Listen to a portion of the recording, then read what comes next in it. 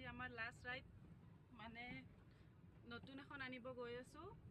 তো এইখনৰ আজি লাষ্ট আৰু মনটো বহুত বেয়া লাগি আছে বহু বছৰ হ'ল এইখনত মানে ইফাল সিফাল বহুত ঘূৰিলোঁ বহুত ঠাইত গ'লোঁ এতিয়া আজি ফাইনেলি এইখন আজি থৈ আহিম আমি আৰু এখন নতুন লৈ আহিম নতুন গাড়ী এখন ল'ম বুলি ক'লে মনটো এনেই ফূৰ্তি লাগি থাকে কিন্তু পুৰণা গাড়ীখনৰ লগত যিটো স্মৃতি জড়িত হৈ থাকে সেইখিনি মানে কি ক'ম আৰু খুবেই মনটো বেয়া লাগি আছে বাৰু নলগা নহয়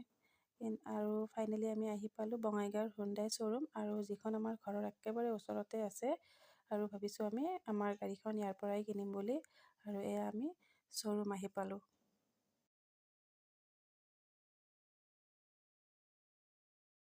ফাইনেলি আহি শ্ব'ৰুম পালোঁ আৰু এয়া গাড়ী ৰেডি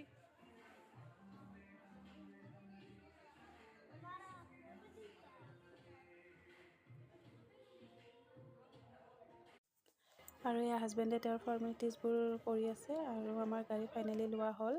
আৰু আমাতকৈ বেছি সৰু দুটাৰহে বেছি ফূৰ্তি আৰু এওঁলোকৰ ফূৰ্তিতে আমাৰ ফূৰ্তি জড়িত হৈ আছে আজিলৈ ইমানে বাই